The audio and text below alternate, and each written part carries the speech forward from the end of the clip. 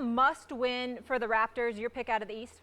You ready for this? You mean you're asking me? I'm asking Is the second game at home to a team that seems to have a psychological whammy over them?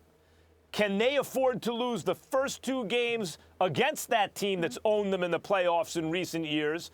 Can they afford to lose the first two home games to that nemesis? The answer is yes. Get out of here. I know. Yeah, I know. It's like a trick question, right? But no, actually, the answer is yes. The Raptors can even lose game two and still win this series. In other words, is game two must win for the Raptors?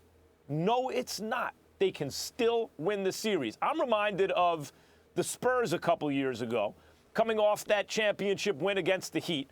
That's one of the most beautiful teams anyone's ever seen. And then they're playing OKC the next year, and oh my God, the Spurs are amazing. Is this the greatest team ever? Or where does this rank among the great teams ever? And they beat OKC in the first two games and then get ran out the gym the next four.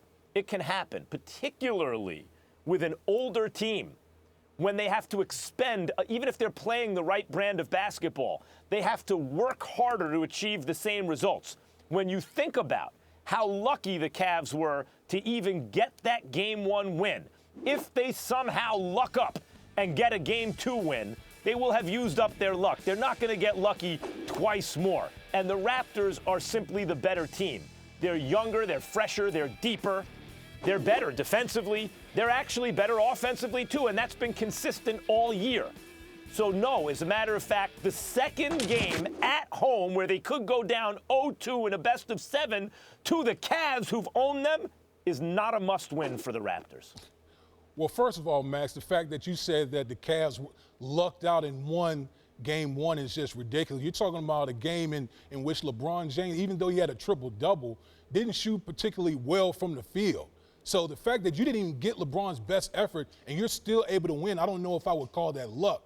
But to the bigger picture with the Toronto Raptors, in sports, we know that psychology plays a huge part in sports. And we know that the Toronto Raptors have been knocked out of the playoffs the last couple years by the Cleveland Cavaliers. When you're in a situation like Toronto right now, where the Cleveland Cavaliers have already accomplished what they needed to accomplish, which is still won in the very first game of the series. And now you're talking in the back of your mind as an athlete with the Toronto Raptors, you're going to have thoughts, oh, here we go again. Because we've seen this movie or we've seen this script before the past couple years with the Toronto Raptors, where they ultimately fold to the Cleveland Cavaliers. So if you're the Cavaliers right now, you're playing with house money. Imagine how those guys feel right now going into this game, knowing that we've taken one game. If we come out here and play free and play the type of ball that we played in game one and take this game going back to Cleveland, you can stick a fork in Toronto because they're done. Max, let me just get in here for 1 second. They have the 1 seed. They're about to be done 0-2. This core group has been together a few years. How can you not say this is the biggest game in their franchise's playoffs? It may be. It doesn't mean it's a must-win. In other words, they can lose it. It'll go 7 at that point, but I'll still take Toronto. I just think they're the better team.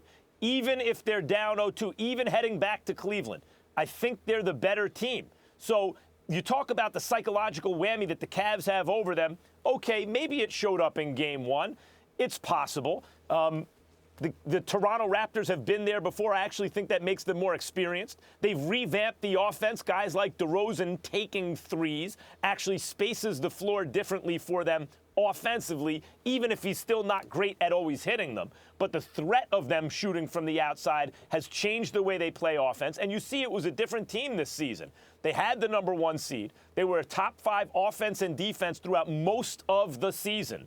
Most of the time, that's like a championship formula, actually. That's been the Raptors. And having been there before, and even having kind of collapsed, if you want to say, mentally in game one and barely lost, and now the Kevin Love information comes out, very well could have changed the outcome of the game, because not only do they get the extra free throw, they get the possession, too. And in a game that close, like, think about what happened in that game. Not only the things that I mentioned, but Toronto had to miss their last 11 shots, the last 11, to lose by 1 point in overtime, that flagrant not called against Kevin Love, and Van Vliet missing an open three that could have won the game. Like, and the little chip shots they could have had and what to do you win the game. attribute that to, Max? Mental collapse?